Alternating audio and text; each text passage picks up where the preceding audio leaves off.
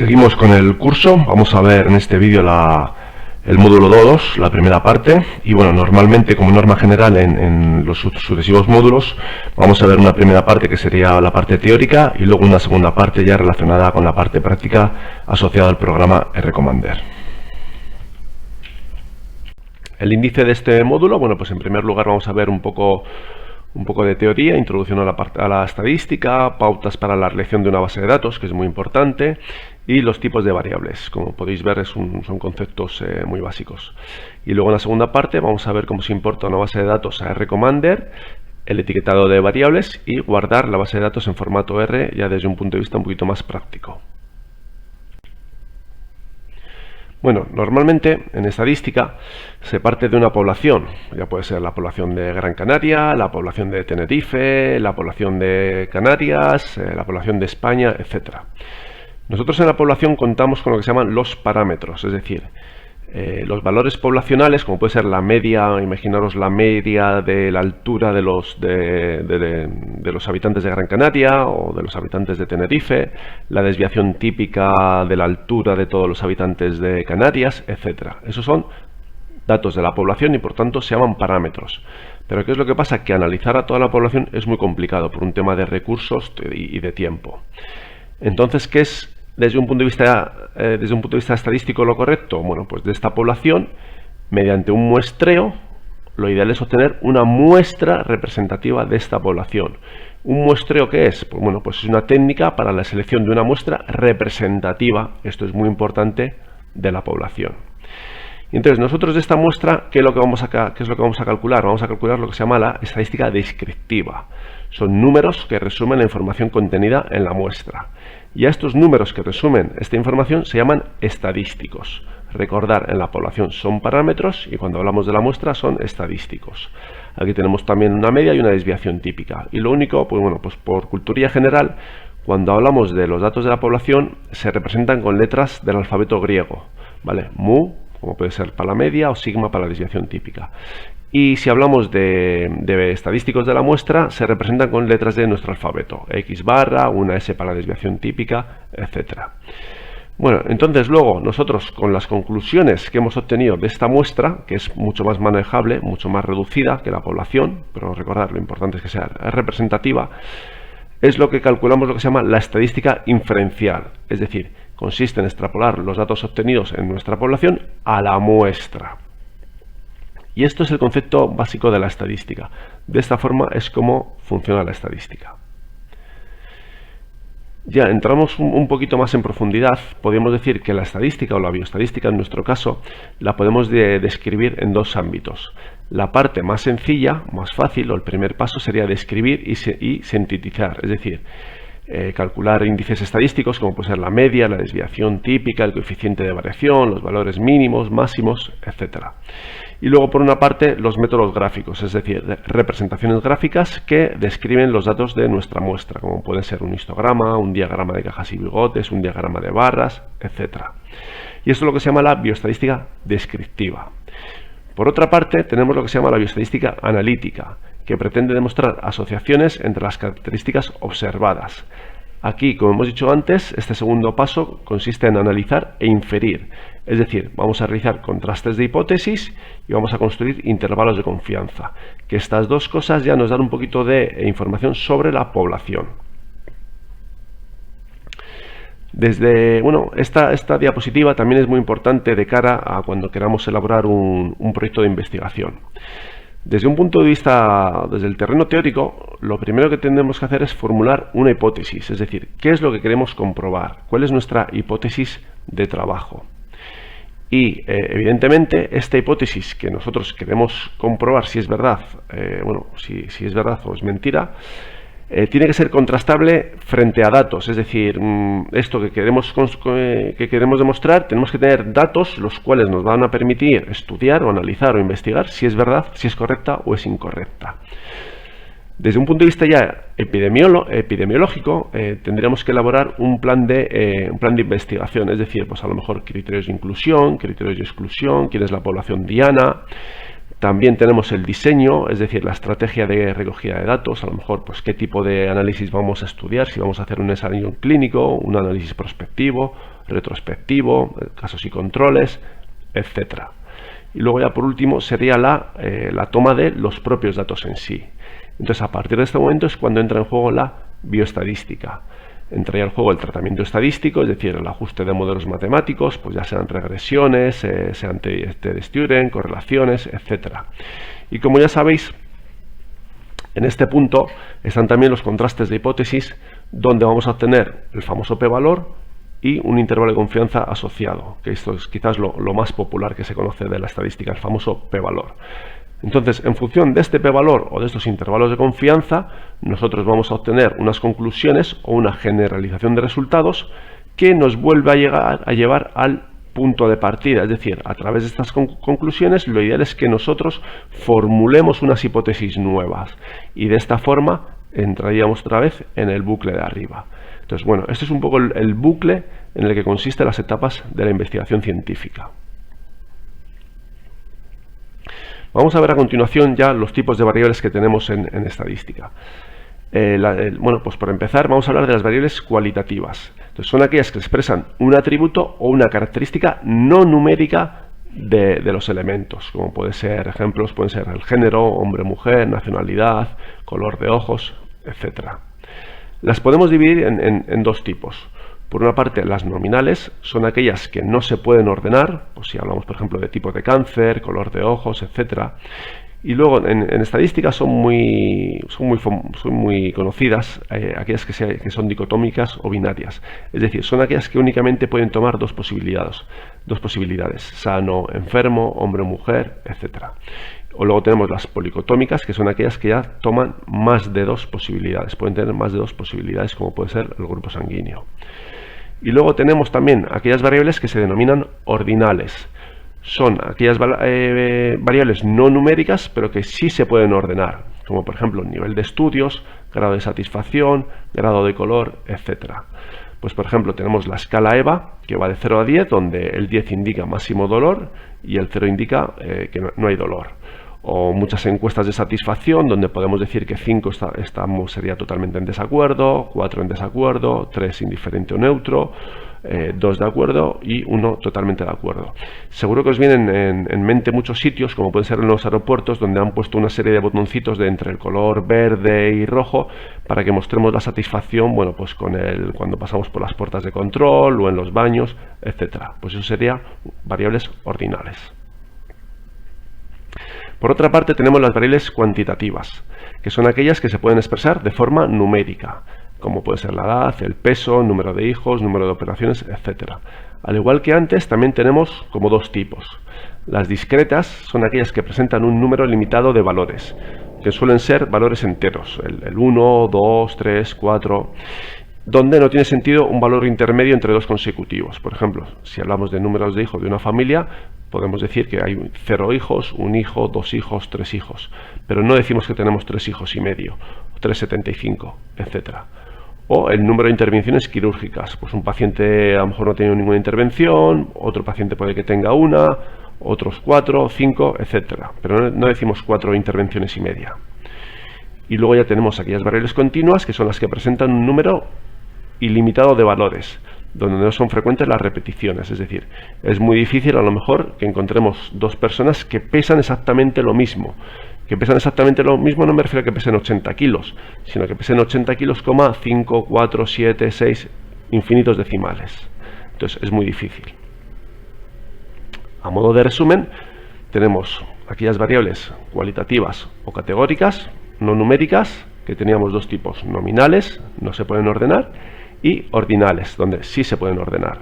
Y luego por otra parte las cuantitativas son numéricas, donde tenemos las discretas, como puede ser número de hijos, o las continuas, como puede ser la presión arterial.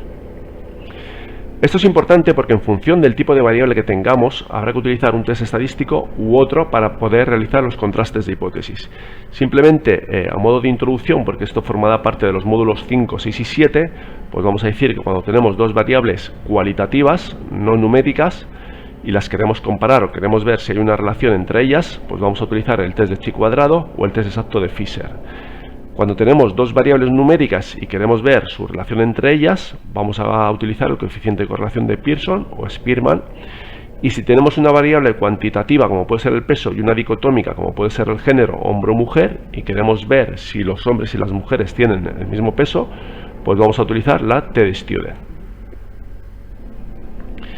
Vamos a comentar ahora unas sugerencias de cara a elaborar una base de datos, porque al fin y al cabo es lo más importante, tener una buena base de datos, porque si la base de datos está mal rellena, pues evidentemente las conclusiones que vamos a sacar no van a ser correctas. Entonces, las bases de datos se pueden realizar en multitud de formatos. Una hoja Excel, una hoja Cal de OpenOffice, incluso el Access de Microsoft Office, bueno, aunque esto ya a lo mejor lo utilizamos menos, el famoso SPSS, FilmMaker, etc. Pero lo importante no es el formato en que utilicemos, es el contenido. Es decir, lo importante es que la base de datos esté bien rellena. Yo a continuación voy a pasar a daros unas recomendaciones que pueden ser ya tanto pues a lo mejor con el Excel, con el Cal, que es el equivalente al Excel de OpenOffice, SPSS, etc. Entonces, bueno, sobre todo con el Excel o el Cal de OpenOffice. Vamos a introducir los nombres de las filas, de las variables, perdón, en la primera fila. No vamos a utilizar dos filas. Sería estupendo si podemos utilizar nombres cortos, sin espacios y sin acentos. Y luego las variables que las vamos a introducir de forma numérica.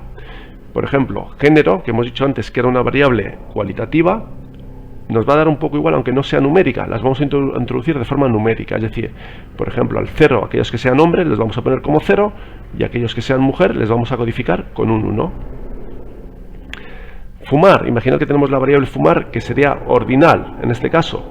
Pues vamos a poner el 0 con el no fumador, vamos a intentar poner el 0 con la categoría más leve, más buena, por decirlo así, o menos mala. 1 es fumador y 2 fumador. Como podéis ver, vamos de mejor a peor. Por otra parte, tipos de cáncer donde no tenemos un orden, donde el orden no importa, nos va a dar un poco igual. Vemos que tenemos 0, empezando siempre por 0, cáncer de pulmón, el 1 cáncer de hígado, 2 cáncer de páncreas, etcétera. ¿Por qué lo ponemos de esta forma, de forma numérica? Por una sencilla razón. Fijaros de cuántas formas yo puedo escribir sí. Puedo escribir sí con mayúsculas con acento, mayúsculas sin acento, etc. Tengo 6 posibilidades de escribir 6. Que luego esto para los programas informáticos suele ser como 6 cosas distintas. Y la verdad es que en las bases de datos muchas veces nos encontramos con este tipo de situaciones. ¿Cómo se soluciona este problema? Pues por ejemplo poniendo 0 al no y 1 al sí. Y con esto solucionamos el problema.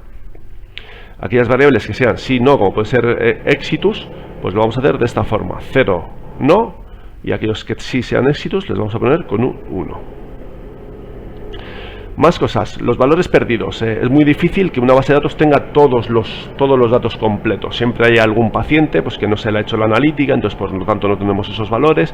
Siempre va a haber datos perdidos, o datos que se han cogido mal, erróneos, etc.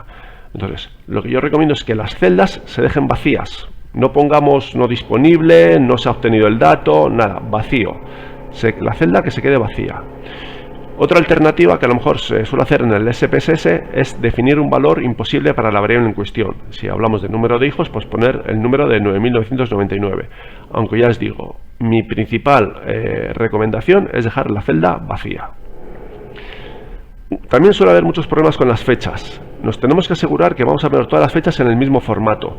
Nosotros estamos acostumbrados a poner las fechas en formato de día, barra, mes, barra y año de 4 dígitos. Esto es importante porque normalmente a lo mejor con fechas de nacimiento podemos trabajar con fechas de nacimiento de 1980 o fechas de nacimiento posteriores al 2000, 2005, 2010. Entonces es importante que pongamos el año con 4 dígitos. También es importante que pongamos todos los datos en una única hoja. Es decir, si yo por ejemplo estoy tratando la variable fumador, quiero comparar los fumadores con los no fumadores, lo que no vamos a hacer es poner en una hoja los grupos de fumadores y en otra hoja los grupos de no fumadores. Vamos a ponerlos todos en la misma hoja y lo único que vamos a hacer es crear una variable que sea fumar, donde pondremos un 0 a los que no fuman y un 1 a los que sí fuman. Y de esta forma tendremos todos los datos en una única hoja. También, esto cada día va teniendo más importancia. En la medida de lo posible, las bases de datos tienen que ser anonimizadas y disociadas. Es decir, en la base de datos del servicio, bueno, pues vamos a poner un ID que simplemente va a ser un número secuencial, 1, 2, 3, etcétera, el número de historia clínica y poco más. Es decir, en la medida de lo posible vamos a intentar no poner pues nombres, teléfonos, direcciones, etcétera. Es decir, lo básico e imprescindible. Un ID, que es un número secuencial, y el número de historia clínica, y luego ya los datos clínicos del paciente. Cuando se envía la base de datos fuera del servicio, como puede ser cuando se envía el bioestadístico, se debe eliminar la columna de historia clínica, de tal forma que nadie sea capaz de identificar a ningún paciente. Si hay alguna duda respecto de algún dato, con la columna ID es suficiente. Yo le puedo decir al médico, doctor, el registro que tiene, que en el ID tiene el 5, no tiene la edad, no tiene el sexo, no tengo el peso, no tengo la altura. Entonces, el médico con el número 5 identifica su historia clínica y ya puede mirar el dato que falta. Entonces, recordar que esto cada vez está teniendo más importancia, que las bases de datos sean anonimizadas y disociadas. Bueno, por otra parte, esto también es muy importante, ¿no? Al fin y al cabo, cuando se crea una base de datos, ¿qué es lo primero que tenemos que hacer? Es pensar para qué queremos esa base de datos. Es decir, cuáles van a ser nuestras hipótesis de trabajo. ¿Qué es lo que queremos demostrar? ¿Qué variables nos interesan para poder comprobar dichas hipótesis? Recordar la diapositiva que hemos visto antes. Lo primero es la formulación de una hipótesis y las consecuencias contrastables empíricamente frente a estos datos. Es decir, ¿qué datos voy a necesitar para demostrar la hipótesis que yo quiero? Un error muy común es coger muchos datos, muchas variables, a lo mejor, por ejemplo, voy a ser un poco exagerado, 200 o 300 variables, que es muy difícil recogerlas, lleva mucho tiempo y mucho esfuerzo por parte del médico, donde a lo mejor luego finalmente se van a utilizar simplemente 20 variables. Entonces, hemos trabajado para nada. También es verdad que las bases de datos, contra más grandes son más complejas y por lo tanto más difíciles de manejar y es previsible que haya más fallos. Esto es un ejemplo de una base de datos rellenada en Excel. Tenemos aquí el ID que hemos dicho, un número secuencial. En primer lugar he puesto las variables numéricas a modo de ejemplo y las variables cualitativas, ya veis que están aquí codificadas con ceros y unos. Y luego ya les codificaremos si son hombre o mujer, que si tiene diabetes, no tiene diabetes, que si es exitus, no exitus, etc. Pero bueno, este es el vistazo general de una base de datos. Como hemos dicho, las variables cuantitativas están expresadas de forma numérica y las variables cualitativas también, aunque luego tengamos que etiquetarlas. También luego, pues, por ejemplo, aquellas variables que son numéricas, como puede ser la edad, la podemos categorizar entre aquellos que pesan 60 kilos o menos y aquellos que pesan 60 kilos o 61 hasta el valor más alto. De esta forma tendremos una variable que sea de la numérica, que la podemos convertir a dicotómica. Aunque esto desde un punto de vista no es estadístico, no es muy recomendable, pero bueno, que sepamos cómo se hace. También luego vamos a calcular para practicar el índice de masa corporal, que es el peso en kilogramos dividido entre la talla expresado en metros elevado al cuadrado. Entonces, luego lo que haremos será crear una variable que sea la talla en metros, porque en la base de datos la tenemos en centímetros, y para hacer el cociente y elevar la talla en metros, lo que vamos a hacer, elevar la talla, en metros al cuadrado, lo que vamos a hacer es pinchar la tecla Shift y esta tecla que tiene un sombrerito. Las vamos a pinchar a la vez y le vamos a pasar el 2. Aquellos que estéis con Mac, esta operación tendréis que hacerla como 2 veces. Tenéis que teclear Shift, el sombrerito, 2 veces y luego poner el 2. Esto es un pequeño truco para luego cuando hagamos con la base de datos. Entonces, bueno, hasta aquí finaliza esta parte teórica y luego el siguiente vídeo es esto mismo, pero desde la parte práctica. Muchas gracias y nos vemos con el programa R Commander.